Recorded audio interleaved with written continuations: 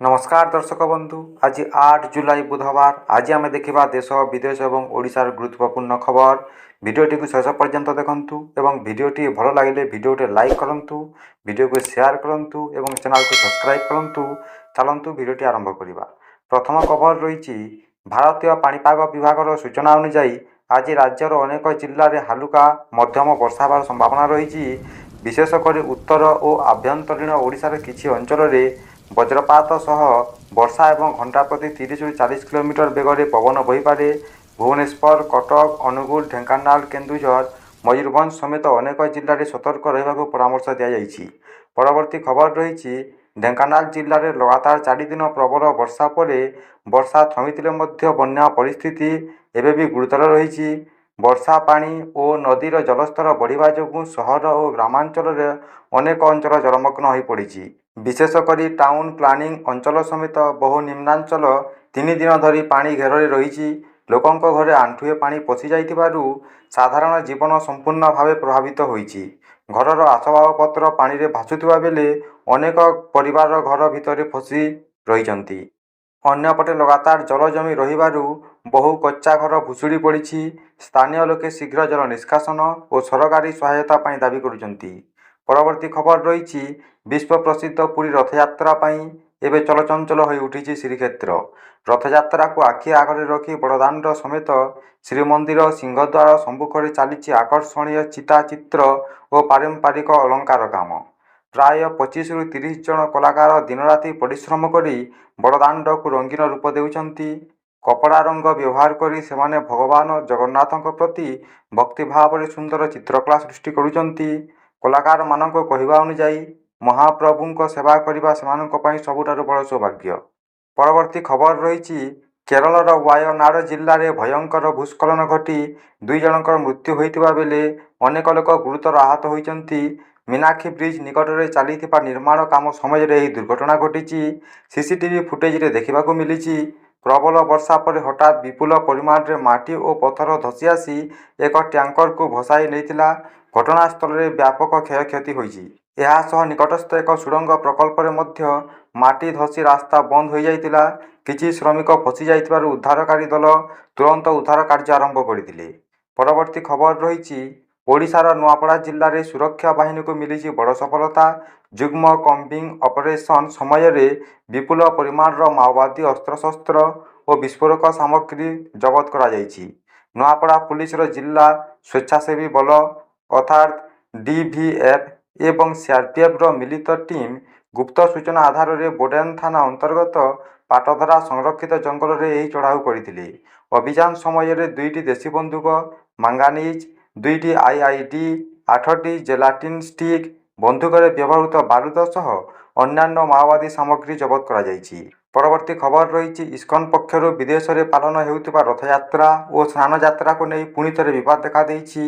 एही प्रसंग में पुरी श्रीमंदिर परिचालना कमिटी अध्यक्ष गजपति महाराज दिव्य सिंह देव भारतर राष्ट्रपति और प्रधानमंत्री को चिठी लिखि हस्तक्षेप करने को अनुरोध करिसेंति। श्रीमंदिर प्रशासन कहवा अनुसार रथयात्रा और स्नान यात्रा शास्त्रोक्त तिथि अनुसार पालन होगा उचित, किंतु इस्कन विदेश में भिन्न तारीख में यह पर्व पालन करुथिबारु पारंपरिक नीति नियम उल्लंघन हेउथिबा अभियोग होइछि।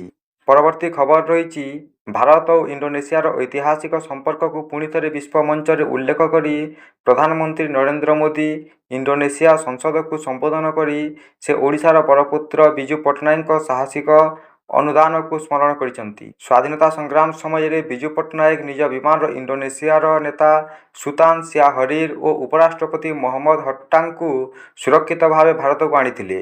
यही साहसिक मिशन को आज मध्य इंडोनेशिया रे सम्मानर सह स्मरण करुछन्ति। प्रधानमंत्री नरेंद्र मोदी कहते इंडोनेशियार स्वाधीनता पाई भारत जातिसंघ रे मध्य दृढ़ स्वर उठाइतिला। परवर्ती खबर रही भुवनेश्वर बिजू पट्टनायक अंतर्जातीय विमानबंदर में एक बड़ ड्रग्स चोराचालन राकेट पर्दाफाश करिछि डीआरआई और कस्टम विभाग। सूचना अनुसार बैंकक रु आसुथिबा 2 यात्री लगेज रु प्राय 11 किलोग्राम संकुचित गंजेई जबत करा जाइछि। एही मादक द्रव्यर अनुमानिक बाजार मूल्य प्राय 5 कोटी टंका बोली कहुछि। गुप्त सूचना आधार में DRI ଓ କଷ୍ଟମ୍ ଅଧିକାରୀମାନେ ଦୁଇ ଯାତ୍ରୀଙ୍କୁ ଅଟକାଇ ତାଙ୍କର ଲଗେଜ୍ ଯାଞ୍ଚ କରିଥିଲେ। ସେଥିରୁ ଚତୁରତାର ସହ ଲୁଚାଇ ରଖାଯାଇଥିବା ଗଞ୍ଜେଇ ଜବତ ହୋଇଥିଲା। ପରବର୍ତ୍ତୀ ଖବର ହେଉଛି ଦେଶରେ କୋଟି କୋଟି PF ଖାତାଧାରୀଙ୍କ ପାଇଁ ଆସିଛି ବଡ଼ ଖୁସି ଖବର। EPF ବା କର୍ମଚାରୀ ଭବିଷ୍ୟ ନିଧି ସଂଗଠନ 2025-26 ଆର୍ଥିକ ବର୍ଷ ପାଇଁ 8.25% ସୁଧ PF ଖାତାରେ ଜମା କରିବା ପ୍ରକ୍ରିୟା ଆରମ୍ଭ ହୋଇଛି। ସରକାରଙ୍କ ଅନୁମୋଦନ ପରେ EPF ଦେଶର ସମସ୍ତ ଆଞ୍ଚଳିକ କାର୍ଯ୍ୟକୁ ସୁଧ ଜମା କରିବାକୁ ନିର୍ଦ୍ଦେଶ ଦେଇଛି। ଏହାଦ୍ୱାରା 8 କୋଟିରୁ ଅଧିକ ସଦସ୍ୟ ଉପକୃତ ହେବେ ବୋଲି ଏବଂ ସେମାନଙ୍କ PF ଜମା ରାଶି ବଢ଼ିବ। ପରବର୍ତ୍ତୀ ଖବର ରହିଛି ଓଡ଼ିଶାର ବ୍ରହ୍ମପୁର ରେଳ ଷ୍ଟେସନକୁ ମିଳିବ ବିଶ୍ୱସ୍ତରୀୟ ରୂପ।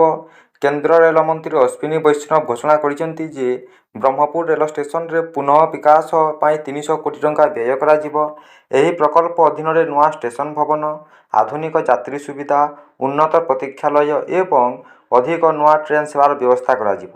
ଏହା ସହ ଯାତ୍ରୀଙ୍କ ସଂଯୋଗ ବ୍ୟବସ୍ଥା ମଧ୍ୟ ଆହୁରି ସୁଦୃଢ଼ କରାଯିବ।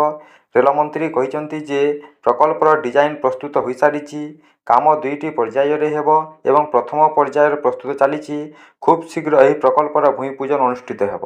ପରବର୍ତ୍ତୀ ଖବର ରହିଛି ଭୁବନେଶ୍ୱରର ରମାଦେବୀ ମହିଳା ବିଶ୍ୱବିଦ୍ୟାଳୟରେ ଉତ୍ତେଜନାପୂର୍ଣ୍ଣ ପରିସ୍ଥିତି ସୃଷ୍ଟି ହୋଇଛି। କ୍ୟାମ୍ପସକୁ ବାହାର ଲୋକଙ୍କ ପ୍ରବେଶକୁ ବିରୋଧ କରି ଛାତ୍ରୀମାନେ ବିଶ୍ୱବିଦ୍ୟାଳୟର ମୁଖ୍ୟ ଫାଟକ ତାଲା ପକାଇ ପ୍ରତିବାଦ କରିଛନ୍ତି। ପ୍ରତିବାଦ ଯୋଗୁଁ କିଛି ସମୟ ପାଇଁ ବିଶ୍ୱବିଦ୍ୟାଳୟକୁ କେହି ପ୍ରବେଶ କିମ୍ବା ବାହାରକୁ ଯାଇପାରିନଥିଲେ। ପରିସ୍ଥିତିକୁ ନିୟନ୍ତ୍ରଣ କରିବା ପାଇଁ ଶହୀଦନଗର ଥାନା ପୋଲିସ ଘଟଣାସ୍ଥଳରେ ପହଞ୍ଚି ଛାତ୍ରୀମାନଙ୍କ ସହ ଆଲୋଚନା କରିଥିଲେ। ପରବର୍ତ୍ତୀ ଖବର ରହିଛି ପରିବେଶ ସୁରକ୍ଷା କ୍ଷେତ୍ରରେ ଓଡ଼ିଶା ହାସଲ କରିଛି ବଡ଼ ସଫଳତା। ଗତ 2 ବର୍ଷରେ 558 ବର୍ଗ କିଲୋମିଟର ନୂଆ ଜଙ୍ଗଲ ଓ ବୃକ୍ଷ ଆବରଣ ବୃଦ୍ଧି ସହ ଦେଶର ତୃତୀୟ ସର୍ବାଧିକ ସ୍ଥାନ ଅଧିକାର କରିଛି ଓଡ଼ିଶା। ରାଜ୍ୟ ସରକାରଙ୍କ ବ୍ୟାପକ ବୃକ୍ଷରୋପଣ ଅଭିଯାନରେ ଗତ ବର୍ଷ 8 କୋଟିରୁ ଅଧିକ ଚାରା ରୋପଣ କରାଯାଇଥିଲା। ପ୍ରଧାନମନ୍ତ୍ରୀଙ୍କ ଜନ୍ମଦିନ ଅବସରରେ ଗୋଟିଏ ଦିନରେ ମାତ୍ର 1.49 କୋଟି ଚାରା ରୋପଣ କରି ରାଜ୍ୟ ଏକ ନୂଆ ରେକର୍ଡ ମଧ୍ୟ ସୃଷ୍ଟି କରିଥିଲା।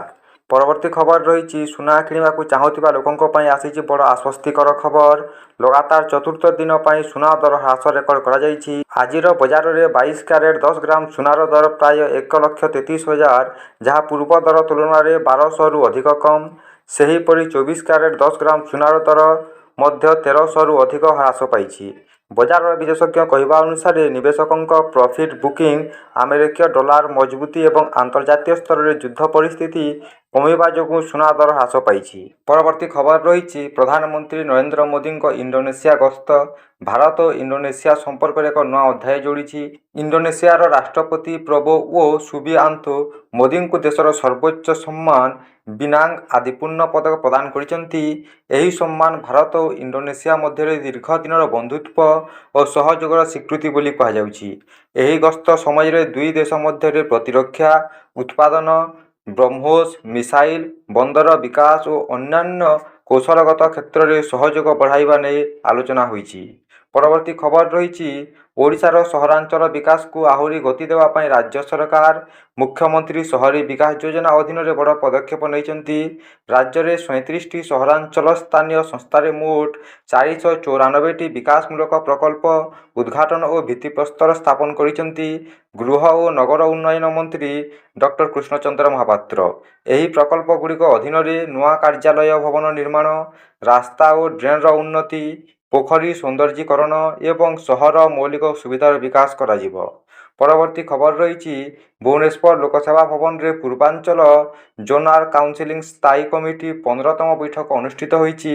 ଓଡ଼ିଶାର ମୁଖ୍ୟ ଶାସନ ସଚିବ ଅନୁ ଗର୍ଗଙ୍କ ଅଧ୍ୟକ୍ଷତାରେ ଏହି ବୈଠକ ଓଡ଼ିଶା, ବିହାର, ଝାଡ଼ଖଣ୍ଡ ଓ ପଶ୍ଚିମବଙ୍ଗର ବରିଷ୍ଠ ଅଧିକାରୀମାନେ ଯୋଗ ଦେଇଥିଲେ। ବୈଠକରେ ମାଓବାଦୀ ଦମନ, ବିଶେଷ କରି ଓଡ଼ିଶା ଝାଡ଼ଖଣ୍ଡ ସୀମାରେ ସୁରକ୍ଷା ବ୍ୟବସ୍ଥାକୁ ଆହୁରି ମଜବୁତ କରିବା ଉପରେ ବିସ୍ତୃତ ଆଲୋଚନା ହୋଇଛି। ଏହା ସହ ଅନ୍ତଃରାଜ୍ୟ ଡ୍ରଗ୍ସ ଚୋରାଚାଲାଣ ରୋକିବା, ନ୍ୟାସନାଲ ନାର୍କୋଟିକ୍ସ କୋଅର୍ଡିନେସନ୍ସ ପୋର୍ଟାଲ ବ୍ୟବହାର, ଦୁର୍ଗମ ଅଞ୍ଚଳରେ ବ୍ୟାଙ୍କ ଓ ଡାକଘର ସୁବିଧା ବୃଦ୍ଧି ଏବଂ ଆନ୍ତଃରାଜ୍ୟ ସୀମା ବିବାଦର ସମାଧାନ ନେଇ ମଧ୍ୟ ଆଲୋଚନା କରାଯାଇଛି। ପରବର୍ତ୍ତୀ ଖବର ରହିଛି ପ୍ରଧାନମନ୍ତ୍ରୀ ଆବାସ ଯୋଜନା ଗ୍ରାମୀଣ ଲାଭାର୍ଥୀଙ୍କ ପାଇଁ ଆସିଛି ଏକ ଗୁରୁତ୍ୱପୂର୍ଣ୍ଣ ଅପଡେଟ୍। ଏବେ ଲାଭାର୍ଥୀମାନେ ନିଜ ଘର ମଞ୍ଜୁରୀ ସ୍ଥିତି, ଆବେଦନର ପ୍ରଗତି ଏବଂ ୱାର୍କ ଅର୍ଡର ସମ୍ପର୍କିତ ସମସ୍ତ ତଥ୍ୟ ଅନଲାଇନରେ ଯାଞ୍ଚ କରିପାରିବେ। ପ୍ରଧାନମନ୍ତ୍ରୀ ଆବାସ ଯୋଜନା ଗ୍ରାମୀଣ ଅଫିସିଆଲ ପୋର୍ଟାଲ ଆବାସ ସଫ୍ଟ ବିଭାଗରେ ଥିବା ରିପୋର୍ଟସ ଅପସନକୁ ଯାଇ ଲାଭାର୍ଥୀ ତାଲିକା, ଘର ମଞ୍ଜୁରୀ ସ୍ଥିତି ଏବଂ ପଞ୍ଚାୟତ ଭିତ୍ତିକ ୱେଟିଂ ଲିଷ୍ଟ ଦେଖିହେବ। ଏହା ସହିତ ସୋସିଆଲ ଅଡିଟ୍ ରିପୋର୍ଟ ଏବଂ ଘର ନିର୍ମାଣ ସମ୍ବନ୍ଧୀୟ ଅନ୍ୟାନ୍ୟ ସରକାରୀ ରେକର୍ଡ ମଧ୍ୟ ଏହି ପୋର୍ଟାଲରେ ଉପଲବ୍ଧ ରହିଛି। ପରବର୍ତ୍ତୀ ଖବର ରହିଛି ଫୁଟବଲ ଜଗତର ମହାନ ତାରକା କ୍ରିଷ୍ଟିଆନୋ ରୋନାଲ୍ଡୋଙ୍କ ବିଶ୍ୱକପ୍ ସ୍ୱପ୍ନର ହୃଦୟ ବିଦାରକ ଅନ୍ତ। 2026 ଫିଫା ବିଶ୍ୱକପରେ ରାଉଣ୍ଡ ଅଫ୍ 16ରେ ସ୍ପେନ୍ ନିକଟରେ 1-0 ଗୋଲରେ ପରାଜିତ ହୋଇ ପର୍ତ୍ତୁଗାଲ ଟୁର୍ଣ୍ଣାମେଣ୍ଟରୁ ବିଦାୟ ନେଇଛି। ମ୍ୟାଚର ଉଭୟ ଦଳ ଦୀର୍ଘ ସମୟ ପର୍ଯ୍ୟନ୍ତ ଗୋଲ କରିପାରିନଥିଲେ, କିନ୍ତୁ ଅତିରିକ୍ତ ସମୟରେ ସ୍ପେନ୍ ପକ୍ଷରୁ ମିକେଲ ମେରିନା ବିଜୟ ସୂଚକ ଗୋଲ କରି ପର୍ତ୍ତୁଗାଲର ବିଶ୍ୱକପ୍ ଅଭିଯାନକୁ ଶେଷ କରିଦେଇଥିଲା। ଫାଇନାଲ ହୁଇସିଲ୍ ପରେ 41 ବର୍ଷୀୟ ରୋନାଲ୍ଡୋଙ୍କୁ ପଡ଼ିଆରେ ଭାବବିହ୍ୱଳ ହୋଇ କାନ୍ଦୁଥିବା ଦେଖିବାକୁ ମିଳିଥିଲା। 2006ରୁ ଆରମ୍ଭ ହୋଇଥିବା ତାଙ୍କର ପ୍ରାୟ 2 ଦଶକର ବିଶ୍ୱକପ୍ ଯାତ୍ରା ଏଠାରେ ଶେଷ ହୋଇଯାଇଛି। ପରବର୍ତ୍ତୀ ଖବର ରହିଛି ଓଡ଼ିଶାର ହୀରାକୁଦ ଡ୍ୟାମ୍କୁ ନେଇ ବଡ଼ ଅପଡେଟ୍। ଉପର ମୁଣ୍ଡରେ ଲଗାତାର ବର୍ଷା ଯୋଗୁଁ ଡ୍ୟାମ୍ର ଜଳସ୍ତର ଦ୍ରୁତ ଭାବେ ବୃଦ୍ଧି ପାଉଛି। ବର୍ତ୍ତମାନ ହୀରାକୁଦ ଜଳଭଣ୍ଡାର ଜଳସ୍ତର 606.12 ଫୁଟରେ ପହଞ୍ଚିଥିବା ବେଳେ ପ୍ରତି ସେକେଣ୍ଡ ପ୍ରାୟ 1,79,000 କ୍ୟୁସେକ୍ ପାଣି ଡ୍ୟାମ୍କୁ ପ୍ରବେଶ କରୁଛି। ଏହାକୁ ଦୃଷ୍ଟିରେ ରଖି ଆସନ୍ତାକାଲି 9 ତାରିଖ ସକାଳ 11ଟାରେ ଚଳିତ ବର୍ଷର ପ୍ରଥମ ବନ୍ୟା ଜଳ ଛଡ଼ାଯିବ ବୋଲି ପ୍ରଶାସନ ସୂଚନା ଦେଇଛି। ପରବର୍ତ୍ତୀ ଖବର ରହିଛି ଭୋଟରଙ୍କ ପାଇଁ ବଡ଼ ଅପଡେଟ୍। ସ୍ୱତନ୍ତ୍ର ଭୋଟର ତାଲିକା ସଂଶୋଧନ ପ୍ରକ୍ରିୟାରେ ପ୍ରଥମ ଡ୍ରାଫ୍ଟ ତାଲିକା ପ୍ରକାଶ ପାଇବା ପରେ ଅନେକ ଭୋଟରଙ୍କ ନାମ ନଥିବା ଅଭିଯୋଗ ସାମ୍ନାକୁ ଆସିଛି। ରିପୋର୍ଟ ଅନୁସାରେ 20 ଲକ୍ଷରୁ ଅଧିକ ଭୋଟରଙ୍କ ନାମ ଡ୍ରାଫ୍ଟ ତାଲିକାରୁ ବାଦ୍ ପଡ଼ିଥିବା ଦାବି କରାଯାଉଛି। ନିର୍ବାଚନ କର୍ତ୍ତୃପକ୍ଷ କହିବା ଅନୁସାରେ ମୃତ, ସ୍ଥାନାନ୍ତରିତ, ଅନୁପସ୍ଥିତ ଏବଂ ଡୁପ୍ଲିକେଟ୍ ଭୋଟରଙ୍କ ନାମ ଚିହ୍ନଟ କରି ଡ୍ରାଫ୍ଟ ତାଲିକା ପ୍ରସ୍ତୁତ କରାଯାଇଛି। ଯେଉଁ ଭୋଟରଙ୍କ ନାମ ତାଲିକାରେ ନାହିଁ, ସେମାନେ ଅଗଷ୍ଟ 4 ତାରିଖରେ ସୁଦ୍ଧା ଦାବି କିମ୍ବା ଆପତ୍ତି ଦାଖଲ କରିପାରିବେ। ଯାଞ୍ଚ ପରେ ଯୋଗ୍ୟ ଭୋଟରଙ୍କ ନାମ ଚୂଡ଼ାନ୍ତ ତାଲିକାରେ ସାମିଲ କରାଯିବ। ଏହି ଥିଲା ଆଜିର ଟପ୍ 20 ନ୍ୟୁଜ୍। ଭିଡ଼ିଓଟି ଭଲ ଲାଗିଲେ ଭିଡ଼ିଓକୁ ଲାଇକ୍ କରନ୍ତୁ ଏବଂ ଚ୍ୟାନେଲକୁ ସବସ୍କ୍ରାଇବ୍ କରନ୍ତୁ ଏପରି ଡେଲି ନ୍ୟୁଜ୍ ଅପଡେଟ୍ ପାଇବା ପାଇଁ।